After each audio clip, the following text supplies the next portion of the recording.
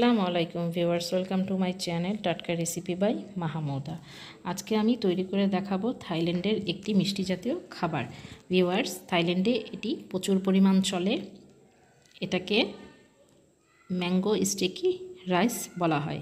বিশেষত এটা বিন্নি চাল দিয়ে করে, আমি আজকে করে দেখাবো পোলার চাল দিয়ে। ভিউয়ার্স, প্রথমে আমি 1 কাপ এখানে চিনি গুঁড়া চাল নিয়েছি, ধুয়ে সুন্দর করে 4 ঘন্টার জন্য ভিজিয়ে রেখেছি। ভিউয়ার্স, এখন আমি এই চালগুলো একটি পাত্রে দিয়ে দিচ্ছি আর এটাকে আমি রান্না করে নিব। সম্পূর্ণ চালটা আমি পাত্রে নিয়ে নিব।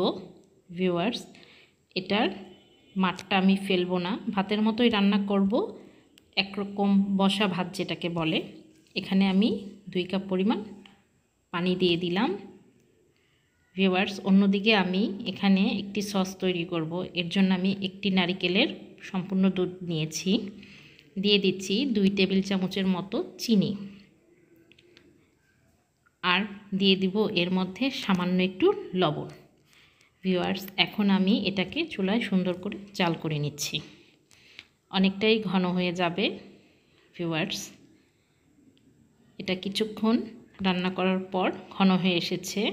এখন আমি একটি পাত্রে এই সসটার অর্ধেকটা নামিয়ে রাখব। এটা আমি রাইসের সাথে ইউজ করব। এখন আমি বাকি অর্ধেকটা চুলায় দিয়ে দিয়েছি আর দিচ্ছি 2 চা চামচের মতো কর্নফ্লাওয়ার। ভিউয়ার্স, এখন আমি এটাকে সুন্দর করে চুলায় ঘন একটা পেস্ট তৈরি করে নিব। ভিউয়ার্স, অন্যদিকে আমার ভাতটা হয়ে গেছে, এটার মার সম্পূর্ণ শুকিয়ে গেছে। এই গরম থাকা অবস্থায় আমি যে নারিকেলের সসটা রেখেছিলাম ওইটা দিয়ে দিচ্ছি। এখন এটাকে সুন্দর করে নেড়ে চেড়ে আমি 20 মিনিটের জন্য ঢাকনা দিয়ে ঢেকে দিব। ভিউয়ার্স, এটা 20 মিনিটের জন্য আমি অন্যদিকে ঢেকে রেখে দিচ্ছি। এখন আমি অন্যদিকে সসের দিকে চলে গেলাম। এখন সসটা সম্পূর্ণ ঘন হয়েছে, এরকমটাই আমি চেয়েছি। ভিউয়ার্স, আমি পাত্রটা থেকে স্টিকি রাইসটা একটি পাত্রে তুলে নিচ্ছি। ভিউয়ার্স, সম্পূর্ণ নারকেলের দুধটাই চালটা চুষে নিয়েছে। এখন আমি একটি কলা পাতার উপরে স্টিকি রাইসটা বসিয়ে দিচ্ছি আর দিয়ে দিচ্ছি ঠান্ডা ঠান্ডা আম। ভিউয়ার্স, আমটা অবশ্যই মিষ্টি হতে হবে। মিষ্টি আম হলে এই স্টিকি রাইসটা খেতে ভালো লাগবে। ভিউয়ার্স, আমগুলো সুন্দর করে স্লাইস করে কেটে আমি পাশে দিয়ে দিচ্ছি। এখন আমি দিয়ে দিব ওই নারিকেলের ঘন করা সসটা।